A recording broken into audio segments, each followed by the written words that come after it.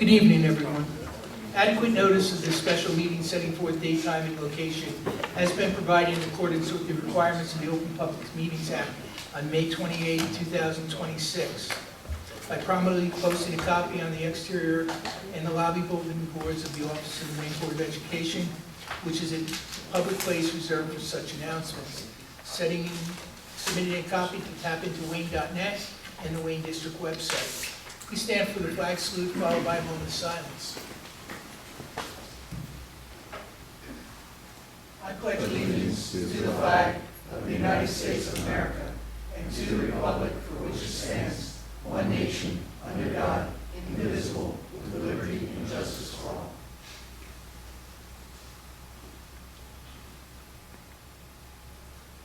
Thank you, everyone. Please be seated.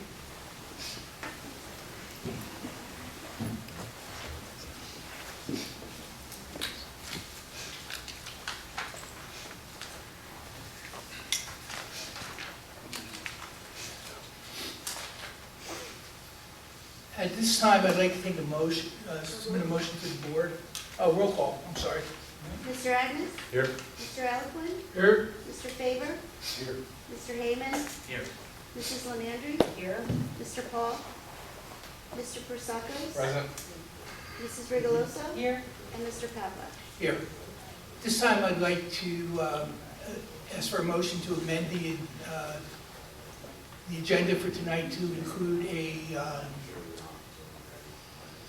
executive session at the end of the meeting for a personnel matter, the superintendent's evaluation. Ask for a motion to move that.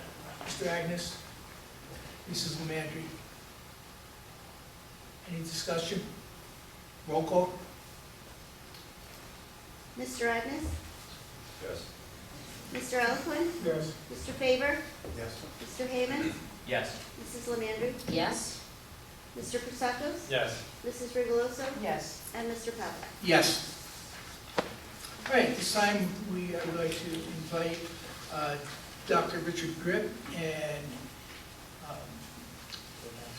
Mr. Dave Hespy to present our demographic study. Good evening, board, public. So tonight we'll be discussing the results of the demographic study. It'll probably take about, I'm going to say 20 to 25 minutes, and then we'll open it up for questions at that point in time. So I'm part of Statistical Forecasting. That's the company that did the demographic study. Just a little bit of who we are. We've been doing this kind of work for school districts, demographic studies, since 1998. I'd say 90% of our work's in the New York, New Jersey metropolitan area, but we go down as far south as Arlington, Virginia, outside of DC, and up north as far as Vermont.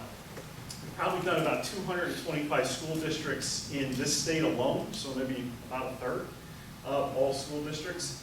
And our company is the consultant to the New York City Public Schools doing all their projections since 2006. For the last 20 years, we've seen every problem or interesting case under the sun with those folks.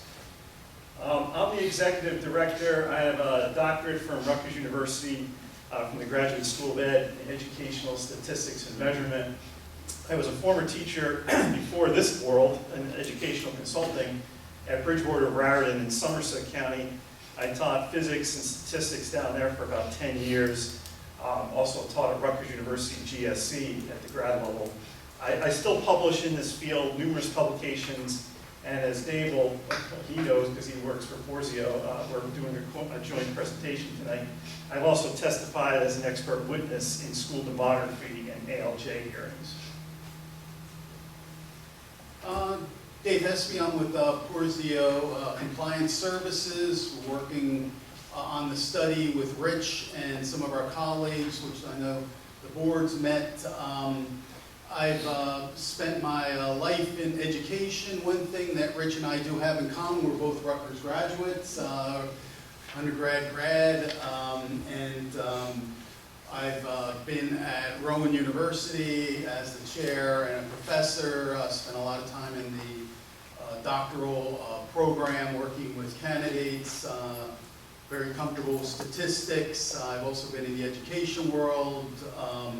I was Commissioner of Education. I've been at the department a number of times, understand their world, and I've also been in the higher ed world. Best job in the world as president of Burlington County College.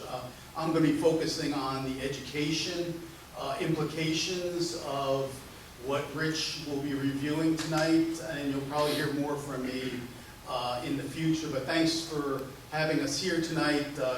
We have a lot to say, so I'm going to hand it over to Rich. Thank you, Rich. Sure. Okay, so when we do a demographic study, I would say that most people, if you've never seen one before, they always think it's just projecting enrollments. But yes, that's partly true, but there's so much more that goes into a demographic study. So yes, that's the top line. We projected enrollments from 25-26 through 29-30. So that's this current year. And that's because the study was completed almost a year ago in August 25. What other pieces do we look at? Well, we look at the community as a whole. Who are you? What's your population trends historically and where are you going? What's your demographics look like? What's your socioeconomic characteristics, your birth counts, fertility rates, things like that. Then we move away from the township and we start going toward the school district. And that's where we start looking at your historical enrollment trends district-wide for the last decade, also by grade configuration by school.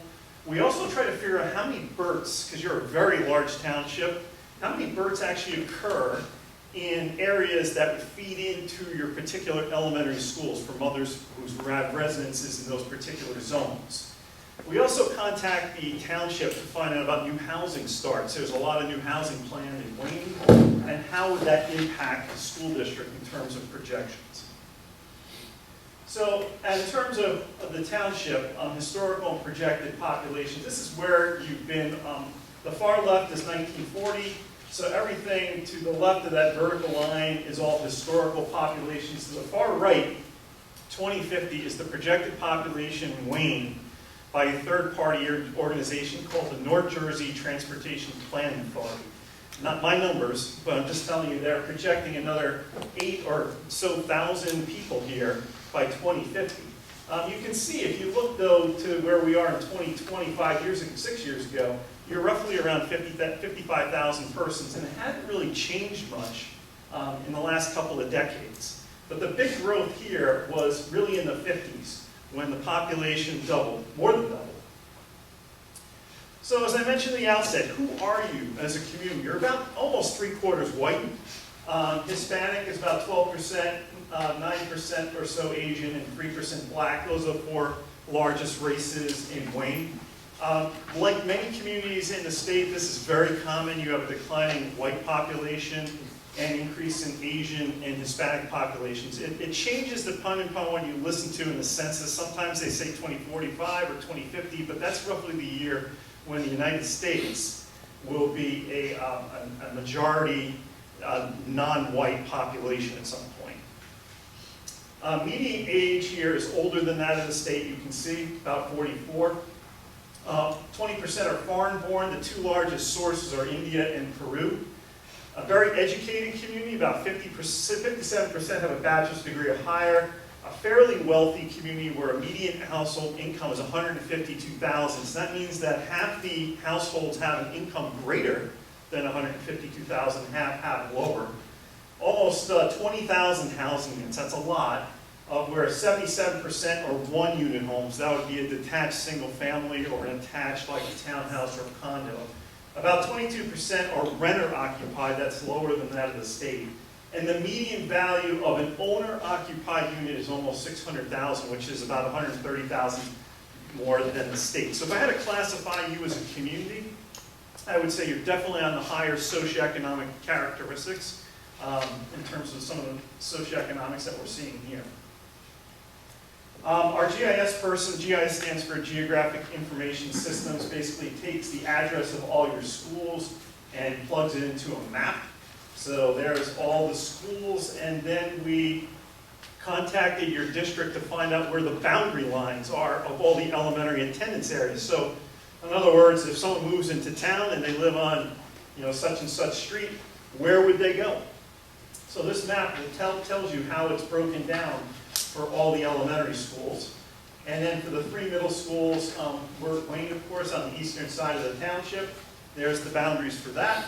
And then for the high school, north and south, you got hills up in the north and a valley down in the south. So let's talk about your enrollment. Again, this is kind of dated in the sense that we did the study in August 25. So the most recent data that we had at that point in time would have been enrollment from the 24-25 school year. So the way we report data to the state of New Jersey, your district, is always around October 15th. That's our so-called school census day. So in October of 2024, the enrollment in the district was 7,548. If we back that up 10 years prior to the 15-16 year, the enrollment was 8,021. So the school district's lost almost 500 students over the last decade. But here's what's really interesting. The enrollment's declined through 21-22 before reversing trend and stabilizing. We're going to see some COVID pandemic effects in a moment. There were some big declines in 2020 and 21 due to the pandemic before things bounced back up in 22-23 as some students returned to the district. We use something called the cohort survival ratio method to project enrollments. That's the state-sanctioned methodology to project enrollments. We don't make that up. It's something that's been around for about 100 years. So this is what I was talking about here. You can see this decline.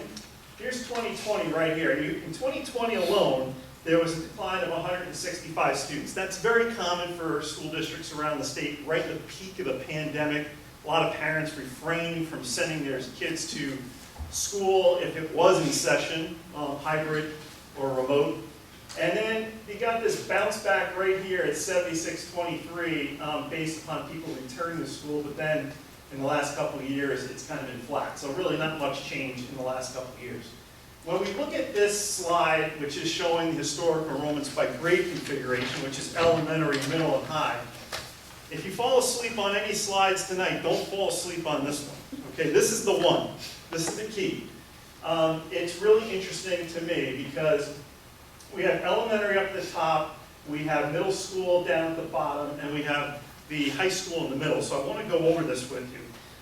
The elementary enrollment, which is in top, was fairly stable to this big drop right here, which is the pandemic.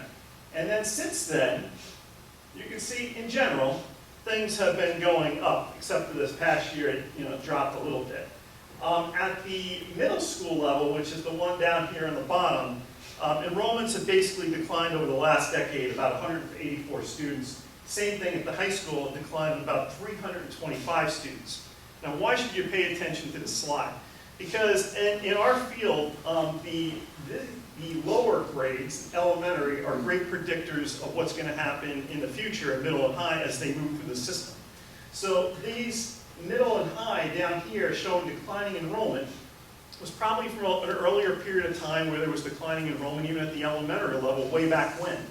But this can signal a change in trend. But it's going to take a while to move through the system to see the effects. So to project enrollments, we use something called the cohort survival ratio method. I'm going to kind of go through this quickly.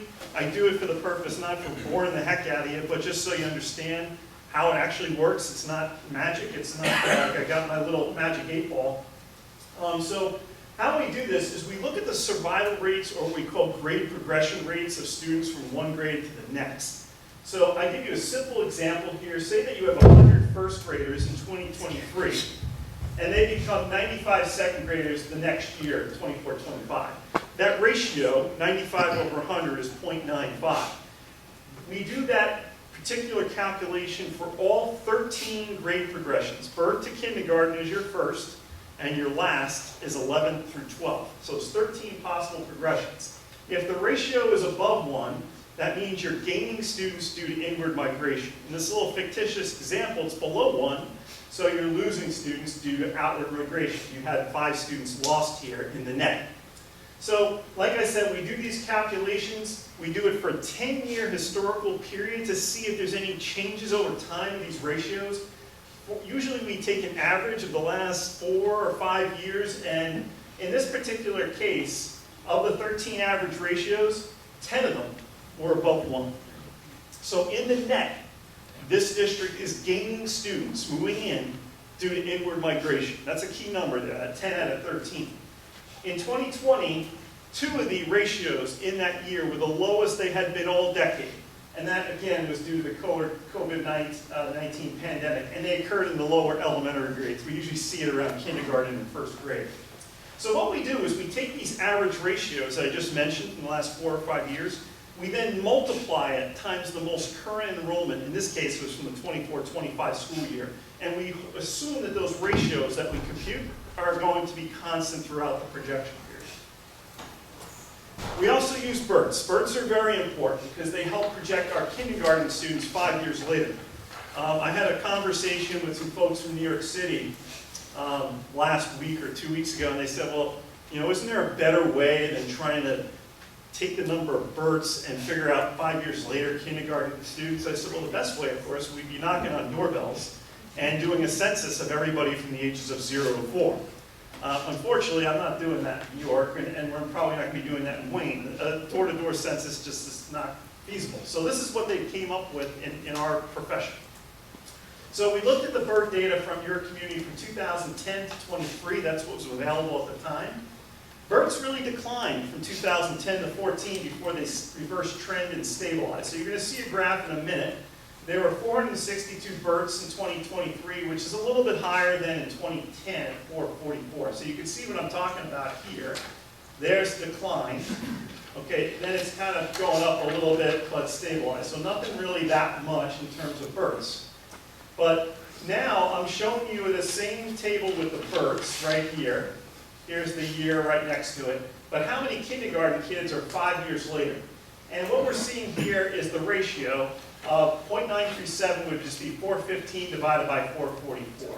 This is on top here. This is when you had a half-day K program. This very low number here is the pandemic year of 2020. And then the values in blue is when you switch to a full-day K. In most communities in the state, when you switch from half-day to full-day K, you see a bump up in your B to K ratios because parents are no longer sending their kids to private or parochial schools for kindergarten. They're bringing them right here. And so you can see they are a little bit higher, but not really that significantly from the half-day period. When we aggregate your, I should explain this first. When we get birth data from the Department of Health down in Trenton, we ask them to give us the data of the BERTs. It's all confidential. We can't get names. We get it by census block, which is the smallest geographic unit that the census has. And our GIS people then take the census block data with your elementary attendance area boundaries and are able to figure out where the BERTs actually occurred over the last 12 or 13 years. So here's all the elementary schools and their BERTs by year, and you can see that JFK, at least in the aggregate, has had the most number of BERTs over this time period, while the Ryerson area had about half that, the least. So when we look at BERTs by attendance area in 2010, the dark blue and the lighter shades of blue are where the greatest number of BERTs occurred. So again, here's JFK. If we advance to 2023, you can see that there's more blue. It's the same scale. So that means you're having increasing BERTs in those particular zones, but JFK is still the winner in terms of the most number of BERTs. And when we do it in the aggregate for that whole 13-year period, again, you can see JFK has the most, and Ryerson down here has the least.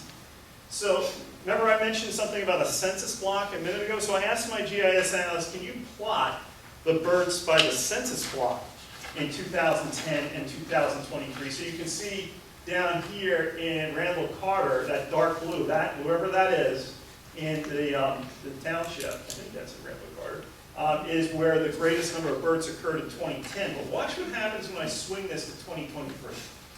You see how you get a lot more blues and dark blues? I'll toggle back and you can see what I'm talking about. So you are getting shifts of where some of those BERTs are occurring, and plus a greater number of them. Again, the same scale. I do it on purpose so that you can compare one map to the other. And then when we look at the number of BERTs over that entire period in the aggregate, the dark blue is where the greatest number of BERTs are occurring, again, somewhere in the center part of the township, and again, the southern area. So the next thing we look at in the community side of things is who you are in terms of age. This is back in 2010. This is called a population pyramid or an age-sex diagram. If you ever want to have fun with demographics, go online, go to Gemini, and put in the population pyramid of Japan or Korea, and then take a look at, compare to yours, or an African country, take a look, yeah. So what's happening here is I plotted the males on one side, the females on the other side. These are the percentages of males and females in each age class, 0 to 4, all the way up to 85 plus. What's interesting here, back in 2010, the greatest number of people were 45 to 49 in both males and females. But you see this big hole here on both sides? You see, in a more heterogeneous community as far as socioeconomics, that would be filled in. But people in 20s and 30s might have a difficult time, I just advanced it, they might have a difficult time getting into your community either for rentals or for properties because they're just too expensive. So when I advance it to 2020, you can see how it's not as bad as it was in 2010, but it's still missing some people in those 20s and 30s because now you have the oldest group for males is 55 to 59, but notice that the biggest group for females is 15 to 19 down in the high school and college age area. Part of that maybe could be due to William Patterson, possibly. But this is interesting because you're getting a little bit more heterogeneous. In wealthy communities that we see in the state, this picture, I could take this and just blow it up and cross out your name, put someone else. We see that all the time. So when we see the change over time, who were the biggest decliners and who were the biggest gainers over that 10-year period? In blue, I have the biggest decliners. That's the 45 to 49 group. And the biggest gainers were 60 to 64 for males and 70 to 74 for females. There were actually gains in aggregated males and females from 55 and up, except for the 80 to 84 group. And there were big declines in the 5 to 9 and 10 to 14 groups over this time period, which would be elementary and middle school. So remember how we talked about that there was probably a decline somewhere here? I haven't been with you other than this last year. But if we go way back, all right, starting from 2000, there was a period of decline here, and that's why, because they're just missing some people in those elementary and middle school cohorts. So the big thing I want to talk about tonight is the amount of housing that's going on here, or planned to. So some of these are approved, some of these are proposed. The report itself has a list of what's been approved and what's not. There's more than 3,000 non-age restricted housing units. Most of them are multi-family units, which is sort of atypical from what has been in Wayne. That would be apartments and townhouses. The largest impact would be on Pines Lake and Tunis Day. They would contain 44% and 26% of the units respectively. So Pines Lake definitely would take the biggest hit. When we look at the middle school level, the Schuyler Colfax zone would have nearly 3/4 of the units, while almost all the units will be in Wayne Hills High School. The largest development is the redevelopment of Toys R Us corporate headquarters, which is 1,360 units. When we did the study, like I said, in August, there was no site plan filed. When there's no site plan filed, that means that there's no bedroom distribution available. There's no unit types told to us of what's coming on board. So it's kind of murky. We had to make some guesstimates of what we think it would kind of look like. So we did 2 projections then for you because of that uncertainty. We did what's called a baseline projection, and we did what's called an adjusted projection. A baseline is really, let's take out all the housing. Let's pretend there's no housing coming online. What would the projections look like? And if adjusted would be, well, if everything comes to fruition in the next 5 years, highly doubted, what would it look like?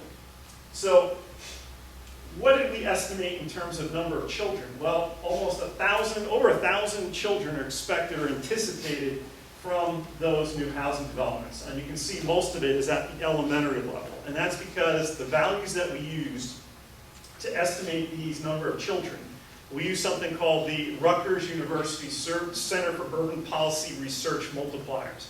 They are values based upon what you can expect in a typical apartment, townhouse, single-family home, based upon how many bedrooms are in that particular development. So that was the numbers we used. This, our GIS developer put together a nice map. It's one of my favorites because it really shows you where the impact zones are. Here's a list of all the developments from the report. There's Toys R Us. And you can see, where they all lie. And again, if you just draw a line straight across the latitude part of Wayne, they're almost all in the northern part of the township. So let's talk about what we projected for you. Like I said before, 2 sets of projections, one baseline, one adjusted for housing growth. Again, assuming that they're all going to be constructed. Now, regardless of whether housing gets constructed, we're still projecting growth here. You can see the baseline number right here in the next 5 years is 7788. That would be a gain of 240 students from the current enrollment in 24-25. Now, if we adjust for housing growth, a big difference, 8810, which would be a gain of 1,262 students.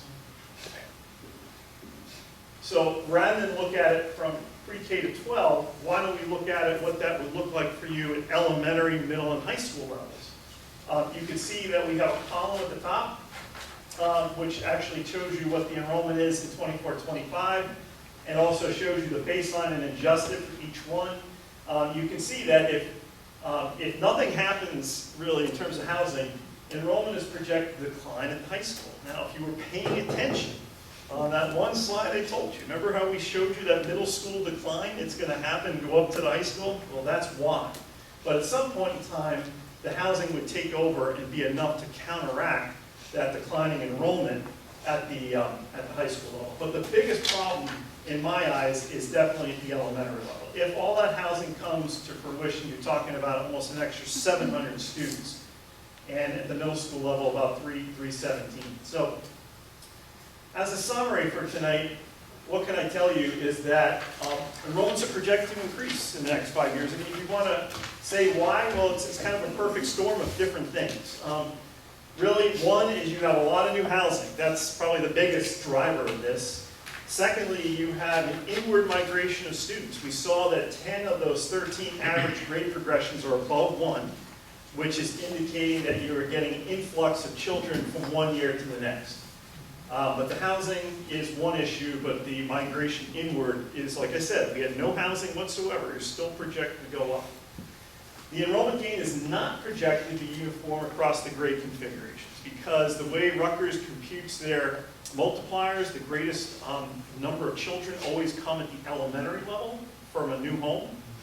So that's why you're seeing the greatest impact in terms of the gain is going to be at the elementary school grades. So I know that was a lot of info I threw at you, but entertain some questions from the board.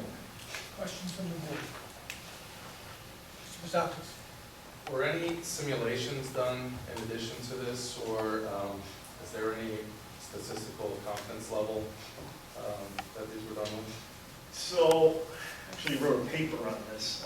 So to do confidence intervals is quite difficult because you actually have to go back and do a lot of projections historically to get a lot of these standard errors and things like that. So you would have to do a lot of simulations, you're correct. But so no, that's more of a research project that would be a lot of hours, but no.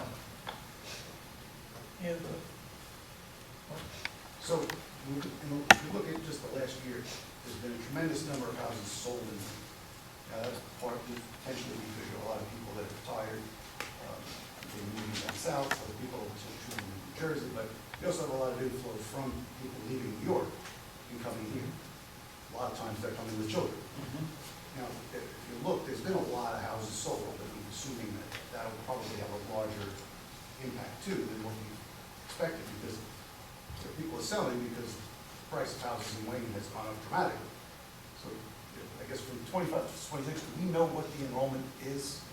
Like how accurate that estimate was? Or Well, I looked it up today because I figured that might be the number one question. So this is according to the state. So the state just released the data here. It's 7527 as of October of 25, which is, like I said, the census day. And our projection in this was 7484, and they're the same for baseline adjusted because we didn't have any construction really planned for that year. So I think that the net or the variation was something like 40 students, which is pretty good because in our world we look for an error rate of 1% per year.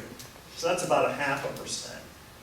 So if you go out 5 years, if you're within 5% of your projected, you're doing pretty good.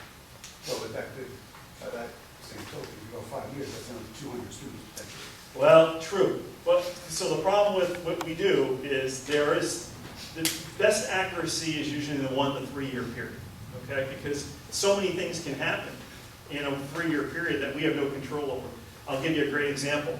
When we got hired for a lot of districts in 2019 or 2020, in January 2020, who could have told us that there was a pandemic happening? And that just screwed everything all up. Or who could have told us that interest rates would go so high that home sales in most of our communities would tank? So those kinds of things, you know, can really play havoc with projections because we're really assuming that what's happened historically is going to continue for that 5-year period. Do you know where we are currently? Okay.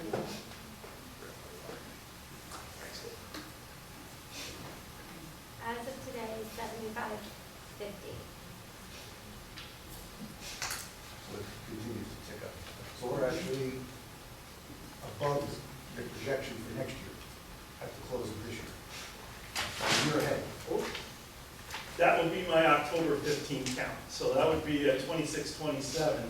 That's set, you're talking about the 7714 number? 7541. She says we're already at 7550. Oh, you're looking at the baseline, so I'm looking at the one below, I'm looking at adjusted, because I'm assuming some housing has to have been constructed in the last year. Yes. Some, not a lot. Oh, okay, so so you got a lot of room there. I figure we'll probably be there by the end of next year. Well, when you see those numbers, look, compare it to the October 15th count that's coming. I worried for the whole year because we have classroom shortage issues, so I'm trying to figure out how to manage it throughout the course of the year. So it's not Enrollment changes, as you know, daily. Thank you. My question is this, we have at least one housing development that's already been constructed and occupied right now. Where do the estimates compare with the actuals that we're getting from kids from us developments? Yeah, I'd have to go back and see which development you're talking about and look and see what we projected, because I don't have that. Yeah, the one I know is Apple. Okay, is that one of the ones we called out? Yeah, it should be that. Number 6. Number 6. Yeah, so what we also find out is this is a, if I remember correctly, is it apartments? All apartments? Half and half. Half and half. So the other thing, we have to kind of wait because there's sometimes a delay with full occupancy for rentals, not leased all right at the same time. So it might even be more than what it is for the register out. That'd be interesting to see. Thank you. Anyone else? Rich, we're running into the situation now where next year, one of our middle schools is almost doubling in population. And it has nothing to do with building. It has to do with the turnover of housing, where you have seniors who are moving out, who are now selling their house to younger people who are moving in with children. Sometimes you have multi-families in a single unit house. How do you project that, or is that even possible? Yeah, that's very difficult because for us to know where all those places are going to turn over. We do a sophisticated analysis that we weren't hired to do for you guys. It's called a housing turnover analysis, where we do look at sales, but we don't break it down at the elementary attendance zone. We only break it out for the whole entire district. So it really wouldn't be helpful to you here. So unfortunately, that's one of the nuances of if we had a real spike in one particular zone in terms of home sales, we wouldn't be able to catch them, quite frankly. Any other questions? Yeah, you're going to go into, I just want to, Mr. Hespe, are you going to present this? No? Not tonight. I'll be this next sequence. Dr. Grip, so I just like, since I've been able to digest the numbers, I like to do best guesstimates. So I kind of land somewhere between your adjustment for your housing and the real numbers. I think the data for your real baseline numbers can't really change that much, I think it's only gonna go up instead of down in those areas. So the area I've been kind of operating in, you know, the most average assessment would probably be around 20, 30, an additional 550 to 650 students. Somewhere in between. Yeah, that's kind of what I, That's crazy. Yeah, that would probably be, you know, because, you know, Superintendent, that's actually a good point, because one of the things that we assume here is that every single development in that report would be built and occupied in the next 5 years. If Toys R Us is not broken ground, to me, it would be highly unlikely, almost next to impossible, that they would be in there by 2930. So that build-out could be pushed even further back. So to your point, it could be in that 500-600 increase rather than a 1,300 or 1,260 increase. it's 500-600 would still make things uncomfortable, just so the public knows. Because they're mostly gonna show up at the elementary level, they don't traditionally spread themselves around. So that would be the uncomfortable. 1,300 would be catastrophic. Well, sadly, if it could be a 10-year build-out with something like that. In my experience, when I see 11 or 1,200 units planned in a particular development, it sometimes takes a decade. So you've got time for that one. Doesn't mean for some of the other ones you do, but. But while you have time, 10 years looks like a long way out. But in the reality, you have to start preparing now, because if you need additional classroom space, you can't wait for 9 years to build it. That's right. So you kind of have to roll the dice a little bit and go off the projections. And if you look at the projections, and I'll take Mr. Sedadino, let's put it down the middle. You're still looking at a catastrophic increase in the elementary schools over what they have right now. Because you have one school, if you look at the statistics, the slide you had up, I think it was Kennedy. Yeah, It was JFK. That might be in the report rather than. The report on the births by attendance. You look at that number.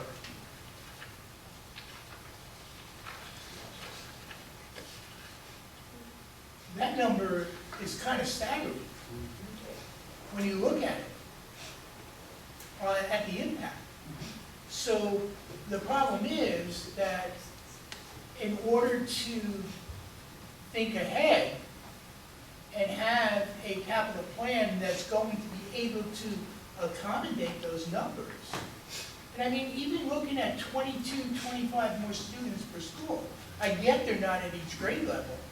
But when you look at our classroom space right now, most schools, we are at our top number of our guide for number of students in the classroom. I mean, we're at 28 in some schools in 5th grade, which is not a number that I don't think any of us here would like to see. And that's one Go thing, ahead, Mark. that's one thing that I did notice this is the first time I've really seen this, this graph, where people in the past have said, well, enrollment is down, why are our classes bigger? And the answer to that really is because if you look, although overall enrollment is down, in the elementary schools, we're higher than we were at the highest point in 2015-16. We have, I guess, it's like 40, 50 kids more than that. That's the highest, yeah, right. A lot of the downsize came in the high schools, because we know we have plenty of room in each school, but that doesn't help. And then we have a little bit of space in some, some of the elementary, some of the middle schools, but it didn't also decline evenly. So there are some schools that, I think GW we have space, but in the other ones we don't, because the decline didn't, that school probably had more of a decline than the rest. So that's an important distinction for people to understand, is that's why the class sizes are up even though enrollment is down. And like when you look at Ryerson School, one thing you have to look at is the flood buyout. How many houses we've lost in that Ryerson GW area, catchment area, that have caused the drop in the population in that school. But I would never do this, because it happened to me when I was in elementary school. They wanted me to go from Randall Carter to Pines Lake to school. And, You know, so people say, oh, well, you have room at Ryerson. Well, who wants to put their child on a bus from Pines Lake to Ryerson every day? One of the things that, you know, I see when I look at this, and, you know, you look at the increase of enrollment, and sure, there's the structural needs, but as a district who's just getting by financially right now, and already starting next year in a bit of a deficit, even though we have a balanced budget, just in the elementary alone, at the 2030 projections, it's over $2 million in additional salary for the additional staff we would need to incorporate those students at 23 students per class for the, and I'm not putting all the students in the elementary. I'm projecting around 400 of those students going to the elementary by 2030. That would be about just over $2 million in salary for teachers at 23 kids in a class, not even taking in that any of them will have special education needs, will actually drive up those salaries. Or if we have a place to put them.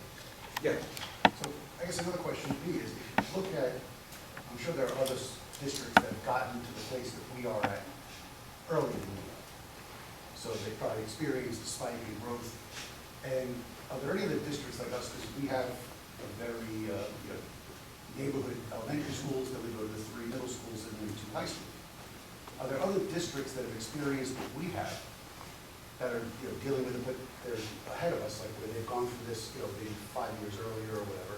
And did they change the design of their district to make it more cost effective? Did they try to make bigger elementary schools and close some down to offset costs? Like, how would other districts, as a, not just trying to deal with the short-term or near-term fix, what are they trying to do to think of the long term? Because this is a trend that's probably going to continue for a long time, because as it turns over, neighborhoods turn over year over year over year, and it could 20 years from now it could be completely different, because we have additional phases of these housing builds that are going to have to come in too.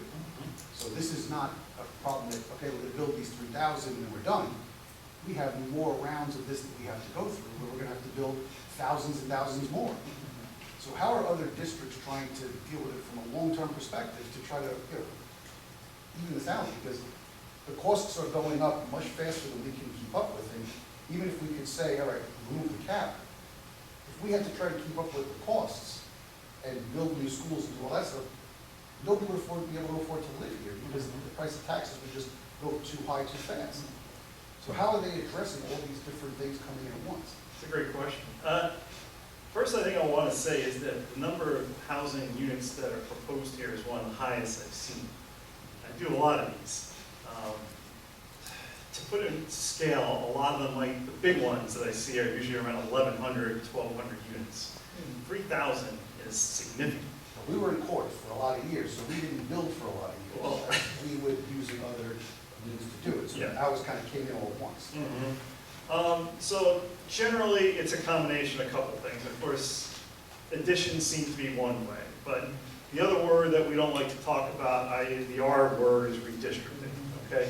So there are some places, now that your community's got a lot of spaces that are completely at capacity, over capacities that may not work for you, but other school districts we work with, we move boundary lines so that you can have some students in one particular elementary school or one middle school will then go there. But as the board will know, that is highly unpopular to start moving boundary lines. But those are some of the options. And of course, new schools, but I don't see that as much because it just takes so long, and to pass a bond referendum, as you know, is not easy. So a lot of times I'm gone, and it may be 4 or 5 years where I finally start hearing about what I had talked to them about before I finally hear something like a bond referendum passed or a bond referendum failed or we wanted our redistrict. It sometimes goes at a glacial pace.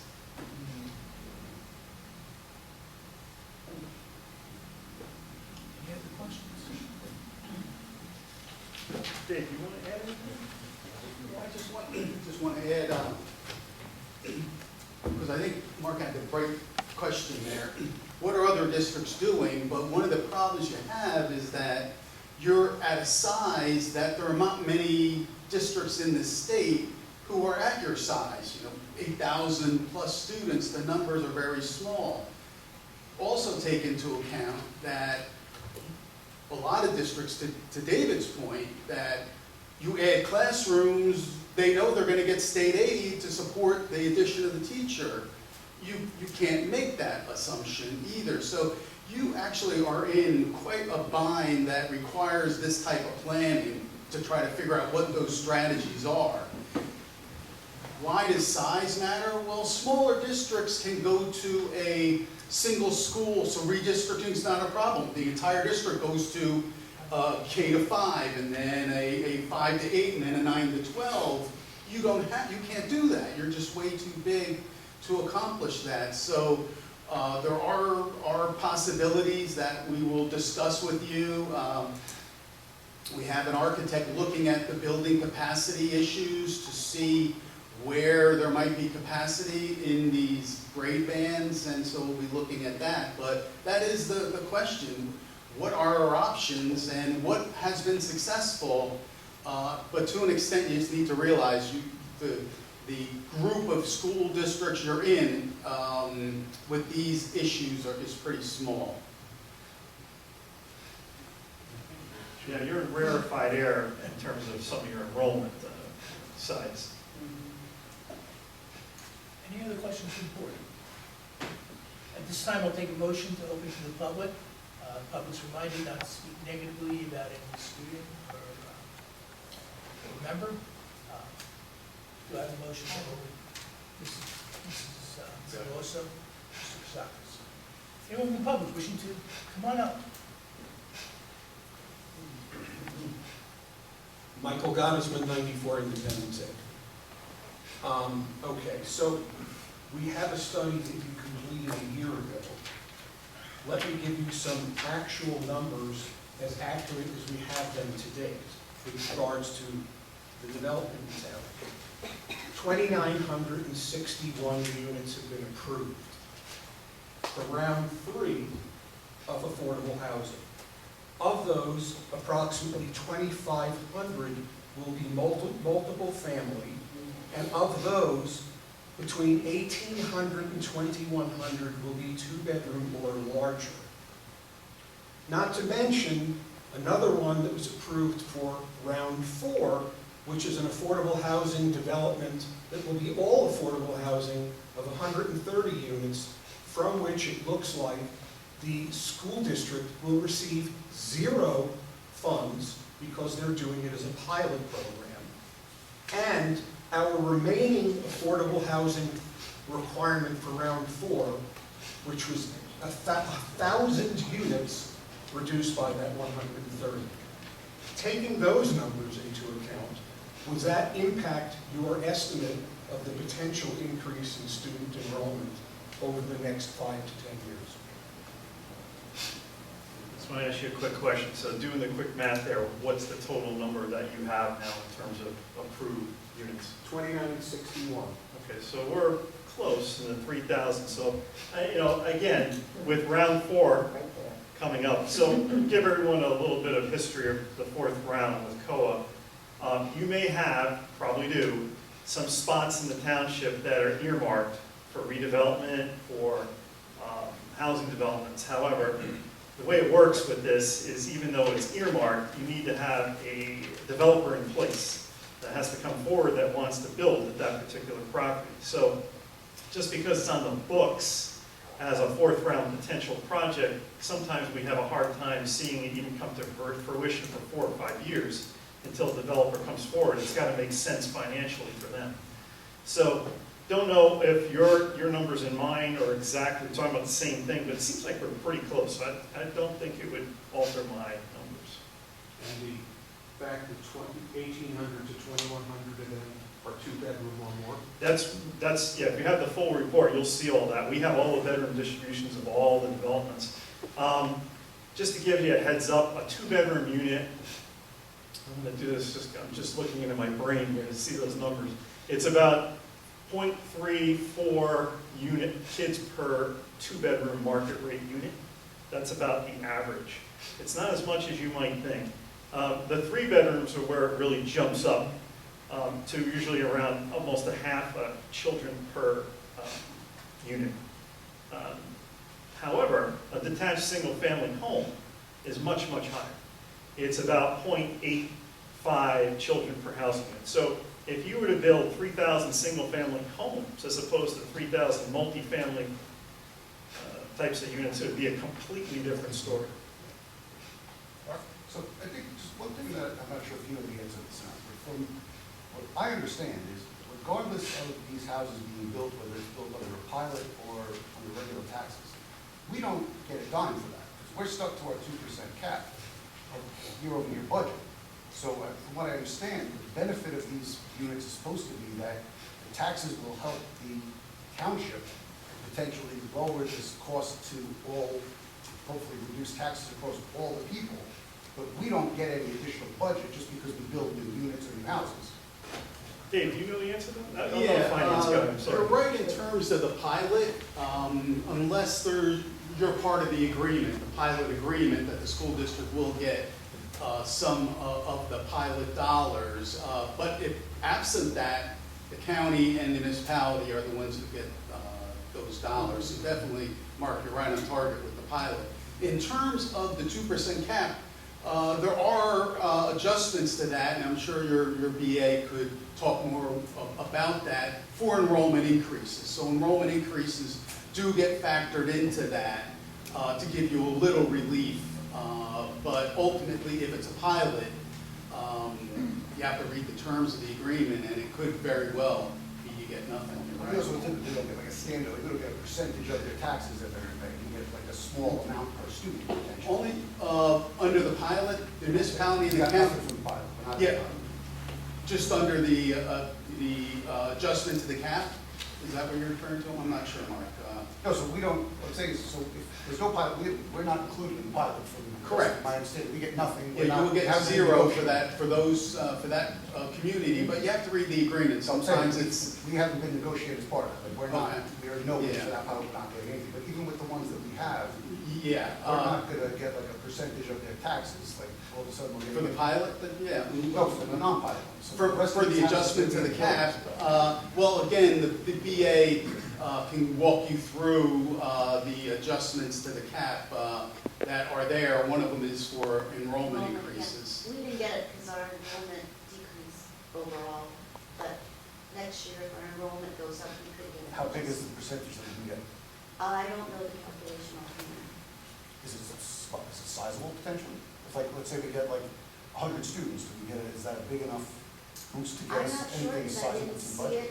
it, and also the calculation from the state changes year to year, so it depends on how they calculate it. It's whatever is given to us based on our ASSA numbers and how much money they have available and that kind of stuff. Oh, so it's not that we're just gonna get a bigger piece of the town's pie. No, yeah, so it's kind of like we did with the health benefit waiver, the adjustment, because it went up so much, the state gave us extra, amount to tax the town. So the ability to tax it, so the town's still going to pay, but it's allowing us to go over that 2% cap. It's a levy cap, so it's really just allows you to raise your tax a local little more. levies, but Yeah. that's not the full total of your per pupil costs. Right, so if the we have levies to go they got. over, our amount raises the taxes, but if they're getting more taxes on the other side, we don't get to say, okay, well, we're gonna offset that by that increase, do we? We still have to raise it from this, like, this portion that. Well, yeah, you still, Yeah. yeah, Go up. unfortunately, it just means the taxpayers pay more. Yeah. We're still hitting it. It's- yeah. That's just the point, it sticks. Yes. We don't want to have to hit anybody more than we have to, we are, it's terrible. Dave, you're very professional calling them adjustments. I call them gimmicks. Yeah, All well, they are gimmicks to try to say, oh, here, we'll throw you a little piece. But the gimmick we get an 8% waiver for health insurance. Our health insurance went up 30%. So we're still 22% behind the eight ball. yeah. And that's the thing. And I don't say that anything against you, what you're saying. But my question is to both of you, and I guess probably more to Rich.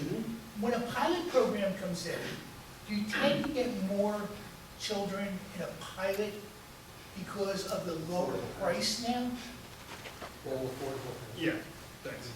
Yeah, so affordable housing does have a higher student yield than a market rate of the same type. So some developments, we call them inclusionary. That means that they've got market rate and affordables in together, kind of intermingled. You can't even tell who's market rate, who's affordable. But statistically, the Rutgers study has shown, yes, there's a slightly higher number, particularly in the 3-bedroom count, as opposed to a market rate apartment unit. Anyone else from the public? Please. Can you just state your name when you come up and address? I'm sorry. Alyssa Shaliri, Chestnut Drive. I just had a question. Did you figure in, when you went to that one that you told us to look at with the 3 different colors, did you figure into that, I noticed you had preschool included with that. Now, I know my son was in preschool with the first preschool class, and that was in the 2020-2021 year. Does that figure into, like, so that lower amount was with the added preschoolers, Yeah. and then like we've continued to add preschool, in my understanding. So Yeah. so you didn't pull preschool, so it probably looks very different from, like, it probably looks even worse. If for I pull the 85. pre-K, yeah. Yes, okay. And then also, was there any figuring in about like rates of students going to county, like state county tax or anything like that? So, it's a great question. So, in terms, everybody got that question, right, county tech? I'm just gonna use the mic. Yep. Put me in recorded or not. So the ratios that we talked about, the cohorts of our ratios, we can't really, we see that people are coming in or leaving a district. We just don't know what the reasons are. That could be one of the reasons. So if there's inward migration, it could be, look, the housing is affordable here, I'm moving in, or perhaps my job is here, or I have family here, I'm moving in. Moving out could be, an outward migration could be, I'm going to the tech program, and we would see it in the 8 to 9 ratio dropping down. I can't remember if the 8 to 9 was one of the 3 that was below 1. It could be. I'll have to take a look. But to answer your question very explicitly, we don't have specifics on that. We'd have to do a trend analysis over time of where were people going, how many people were leaving to go to the tech, but we didn't do that. But you could see it, at least in the net, in those ratios of what's going on. But theoretically, if someone was going to tech, if someone was going to another high school in town, there still are students where potentially they could revert back into our census. Sure, sure, absolutely. And so when we, to make sure everybody understands, when you see a count here, these are strictly in-district seats. It's not taking anybody into account if you have to send kids out of district for special ed. So it could even be higher than what we're seeing here. Any other questions? Any other questions, please?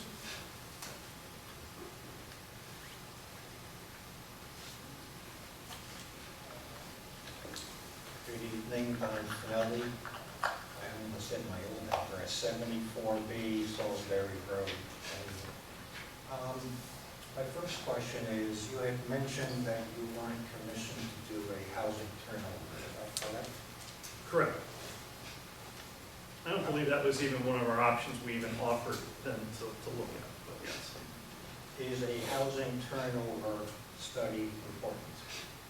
In this particular case, no, because you have other arching factors here as in new construction. I'll explain really quickly. A housing turnover analysis looks at home resales only. It factors out all the other variables we talked tonight. So will enrollment go up or down or be stable just on home sale patterns? But it will not take into account those 3,000 housing. But would a housing turnover be important when it comes to cohort? Here's the thing. The housing turnover that we see is usually embedded in all those ratios that we mentioned tonight.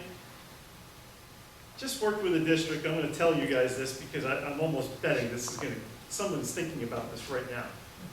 I usually get a comment that we have a lot of seniors in our community. They're all aging out, and we're all going to sell at the same time. And I'm going to tell them the statistic I just read, which I can't remember the publication, but it's not the case. A lot of it's because a lot of seniors have grandchildren nearby. They have some kind of connection to that wants to keep them here. They may be very involved in their community, their church, whatever, again, it's not as many as you would think. So when we do these, and I've done 20 years worth of these analysis, and I look at homes that have 35 or 40 years of ownership, you would expect the percentage of selling at that rate, at that length of ownership, is really high. It's less than 1%. It's crazy. It's contrarian to what everyone knows and thinks. What was it, you were hired, I think, in August of 25? Mhm.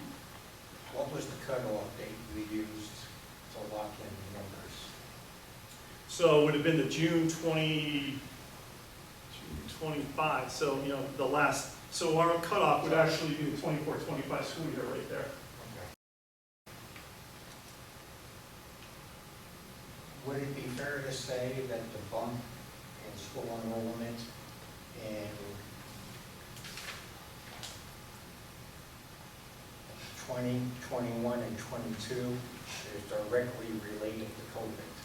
Well, it's a bump down. It's not a bump Oh, up. I'm sorry, I'm looking at one sold. Okay. Yeah, it's definitely COVID related. Bumps in 22 and 23. Yeah, so that, so again, I've seen a lot of these, so what you're seeing is, here's your decline for COVID, and then this is just the elementary level, but then you get students that are starting to return back in 21 and in 22. But the bump in 22 and 23, now that's going to continue to roll throughout. Right, they're in the system, Right. but you can see that it's not like we're continually going straight up, because you've already declined 60, 50 students there. The reason I asked about the housing turnover is that, you can look over my shoulder if you want to. This is a 9-year trend on housing sales in Wayne using the MLS as a source of information. 23, 24, 25 is significantly under pre-COVID years. So that's why I'm asking about a housing turnover, because if you have fewer housing sales, then it could have an impact on public.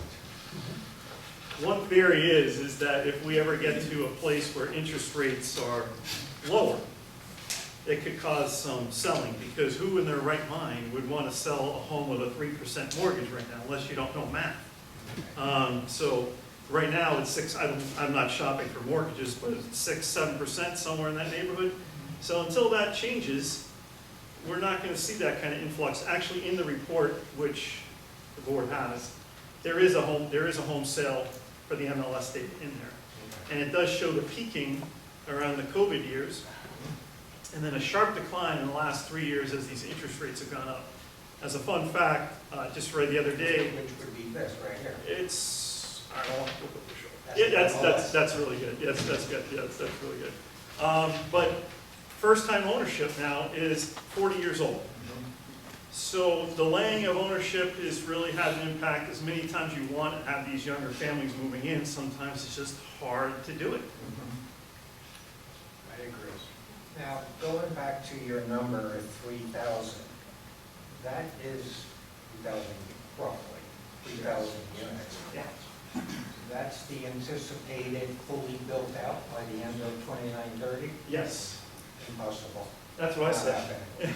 But I'm just saying, we did this for the whole purpose of what would be the worst-case scenario on the district if all 3,000 units that are approved and before the planning board came to fruition. We have to do that to give them the idea and planning purposes what's going to happen. You probably heard me say to the superintendent earlier that Toys R Us development likely could take a 10-year build-out. So if we're going to front load units built, we're front loading student population, because that also gets spread out over a 2 or 3 year period. Am I wrong? Well, they could be spread out over, 5 or 6 year period, yeah.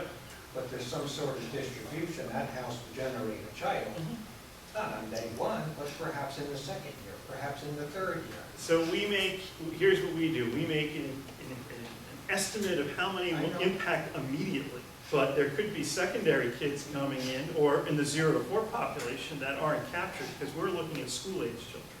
So there could be children that are hiding down in that pre-K range. Oh, totally agree. Now, question for you. Because we have different types of developments, you went mostly with the research multiplier. right? Yeah. Why not who's living in New Jersey? Well, that is Oh, I kind thought the of. two of them were different. No, there's, Who Lives in New Jersey is the name of the title of the publication. It's a Mhm. monograph by Rutgers Center for Okay. Policy Research. So 2018 was done. They just came out with another one since then in 2025. That was after this report was issued, and the numbers are going to show lower yields than the ones that I had put together in this report. So you could say that my numbers might be an aggressive estimate, but it's not by much. now, I did want to agree with you that affordable housing units definitely generate more children per unit. There's no doubt about that. In fact, I think developers have an obligation when they're building to make sure a certain percent of them are affordable housing. Would you agree that the multiplier for a single-family home is different than a townhouse versus I was gonna get there, yeah, but a rental? Yeah. Yeah. No, single-family homes, you might have heard me mention, have the most children of any of the housing types. Detached. My only comment to the board is, yes, there's a lot going on, but you have to peel back some layers of the onion to see the big picture. That's just my personal opinion. Now, if I was sitting up there, everything he's doing, I would have asked for it. But I'm on this side of the fence today. All right, thank you. Anyone else from the public? See no one? Motion. Keith? Mark? Any other questions from the board? See none? Any old business? New business? Any board member comments? So I think it's important to note that it's this study that we're doing, and gives you a small piece of what's going on, but there are other things that are occurring simultaneously. Like we are seeing a large increase in the number of multi-generational and multi-family livings in single-family homes. That's definitely shown an uptick where we have a lot more, sometimes 6, 7, 8, 9 kids coming from the same address. So these situations are also impacting it. We also have a much higher percentage of special needs children. Again, I think the state average about 15%, we're up to almost 20%. So there are a lot of other moving pieces that, the onion may show some, but there are other things that we're seeing that may not be part of the study, but they're also driving the need for space and driving the size of the classrooms and such. So we're monitoring all of this, but we also have to get an idea of where this could potentially lead us. And again, I'm trying to think, not just next year, but 5, 10, 15 years. We don't have a long-term plan. I mean, unfortunately, we didn't have one in place 10, 15 years ago, and that's why we are where we are now. So we have to start and we also didn't have the same budget constraints that we have now. So trying to come up with this plan at this point in time, to have something that makes sure that we sustain the quality of education and maintain the safety of our children in the buildings is something that we have to have a long-term plan for. And that's what we're trying to work through, and this is just one more piece of information that helps us get there. I just want to take a moment and say thank you for the presentation. It's clear that you put a lot of time, effort, and you have vast knowledge on the subject. I think out of all the questions that everyone fired off on you, there's only one that you said I have to look back and get further information. So as far as I'm concerned, it's highly reliable. Thank you very much. Thank you.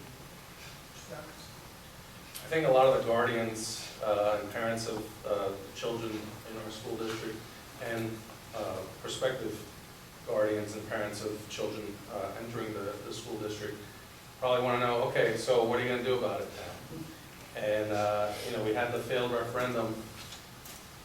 To get the other or a new referendum started, it's going to take a lot. Prices have changed. We did the large, we explored a lot of options with the previous referendum. It could have went up to a $400 million referendum, but we cut it back. So those numbers now are outdated, due to inflation, due to other things. So what are we looking at? 2027, 2028 for another referendum? We're already behind. So just wanted to put that out there. Anyone else? I think sitting on the board, one thing we've heard over and over again is from the parents of the students in our district with regards to class size, with regards to the quality of education, maintaining the services that we offer. And it's just abundantly clear that we're in a position where, yes, we want to do that, and yes, we want to maintain everything and keep everything moving in the same direction. And we have to be very creative. And we also have put together a community committee, which is helpful. So we're asking the community for some feedback and some information. But I think it's very clear that we understand the challenges that we face. And it's not something that other districts don't face, but Maine is very unique in the size and in the projected growth. So I think it's something that people really need to be aware of and understand the challenges that we face. They're not unsurmountable, but that's just me, because I'm yeah, optimistic, but it is realistic. So, and thank you for this demographic study. It's enlightening. Thank you. Anyone else? Just a couple comments. Rich, Dave, thank you very much for your report. One of the reasons we had to do the report again, and I know some people say, oh, you just did one a couple years ago. But in order to even consider a referendum, the Department of Education wants a demographic plan done within 2 years. Now, they say 5, but you do it in that 1 to 2 to 3 year period, they will accept it. If it's a 5-year plan, you may put all your plans in, they turn around and say, no, we're not accepting the demographic study, start again. Now you've just taken everything and gone back to 0 and put yourself 2 to 3 years out. So that is why, yes, we did one for the last referendum and we're doing one now. Because the board right now, we're looking possibly in 2028 of a possible referendum here. We have to. We're at a critical crossroad here. Whether we want to believe it or not, we're in an uncomfortable but undeniable truth of what's happening in our schools. For years, we've been able to absorb this, all right, with shifting landscapes in our town now, but structural realities we face today no longer are sustainable. We look at class sizes. Every August, well, from June to August, Mrs. Kazmark, what do we hear about? What do we talk about? Class sizes. That drives every conversation the board's involved in. Class sizes. Where are they? If we have to add another class, well, we have to add a teacher. So now you're looking salary, $40,000 to $50,000 in benefits. All right, you're looking at probably $125,000 for a teacher. You have to add that in. So there's a lot of ancillary costs that people don't understand, and I get why they don't understand it. It's not just a matter of, oh, we add another class. Okay, there's a lot of things that go in to add into another class. Do you have classroom space to add that class? Or are you going to pull music from the classroom and go back to music on a card and art on a card? We did that for years because we didn't have space.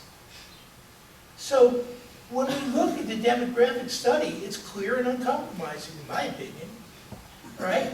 We can't absorb this anymore, and the impact of, all this building is going to catch up. But the null factor, I'll call it, is the housing market with the number of people moving in. We are historically seen over the past 2 years where we have multi-families buying a single-family house. In one case, it was relayed to me that we had 3 families in one home. No study you do, I don't care what study you do, Are you ever going to be able to figure that, and figure those numbers into those numbers? Not going to happen, all right? The pilot programs. The pilot programs hurt the school district in two ways. As Rich said, you see an increase in number. But you also see no money coming in from them either. So the 130 units? 130 units going in on Valley Road. All affordable housing, 100% pilot program. The school district gets nothing out of that. Let's say there's 15 students coming out of the 130. That's 15 more seats I gotta have. Now do I have to bump up and have open another class section, and then the cost of the teacher on it, on top of it? So all these things add up. I mean, I'd love to have a seat at the table. Listen, affordable housing is a great thing, but let's build affordable housing. Let's not build 80 units out of 500 affordable. And I don't care what side of the table you sit on. Republican, Democrat, Independent, I don't care. They've all had a hand in it, all right? And they all had a chance to change it. None of them have. We make these little tweaks. I call them feel-good tweaks. You rub your stomach and it feels good, but nothing changes. It's the same thing with school security. They do the same stuff. Oh, put a metal detector in. That's going to make everybody in the school safe. Yeah? No. It's another gimmick. All right? The bottom line is, we're in a new lane here. And let's talk, Mr. Pizakis brought it up. Based on New Jersey school construction averages right now, and I spoke to our architect today, you're looking at anywhere from $550 to $650 per square foot for a classroom. They are hard costs. That's building the classroom. That's not all the soft costs that are involved in it as well. So let's go middle of the road with the demographic study. And let's say we need 30 new classrooms throughout the district, roughly. You're probably looking at anywhere from 160 million to 200 million.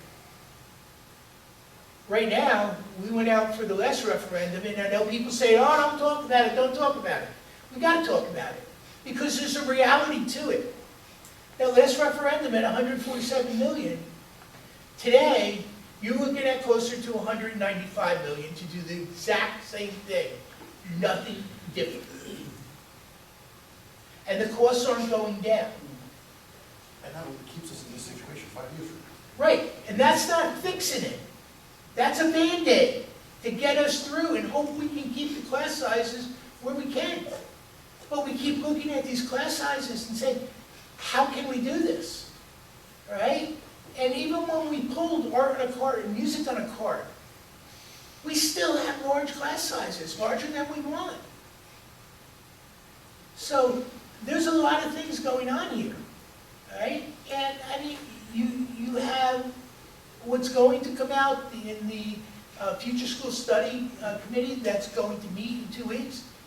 We're going to look at all this. We're going to break ourselves up into 2 groups and have 2 groups looking at 2 different things, 2 different ways, so we have input from the community on these things and what to do. I'll tell you right now, I am not an advocate for redistricting, period. I am not. But perhaps, maybe what we would need to do is look at these new developments and redistrict them now before shovels go in the ground. So when you buy, you know exactly where your child's going to school. But redistricting sounds easy. Oh, we can just move this from here, move that into there, this and that. Well, there's another thing we have to realize. Transportation costs.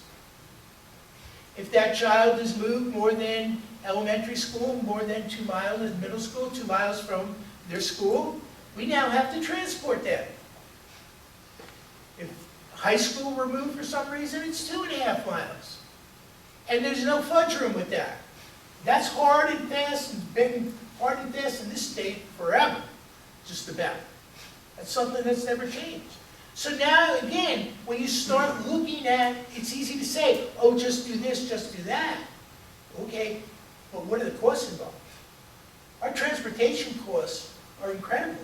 We have one of the biggest fleets in the state of New Jersey. And some people say, oh, why do you look at outsourcing? We did look at outsourcing as a board at one point. The numbers were even higher. So there's a lot of things that go into this and how we have to look at it, all right? The board's not hiding from these numbers at all, nor will we surrogate the reality of those numbers.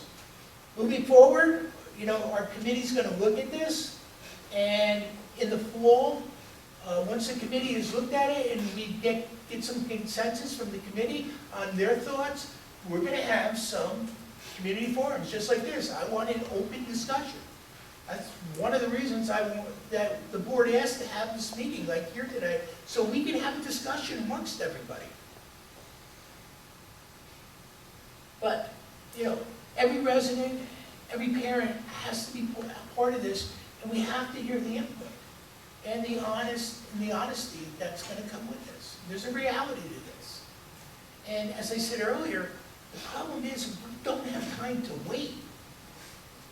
We already see impacts of numbers we have now. So we have to start making projections for that down the road. As Mr. Faber said, our budget can go up 2% unless we ask the taxpayers for money to go out for a referendum and build. The school was built with a referendum, 20 years ago. But there's the realities of it too.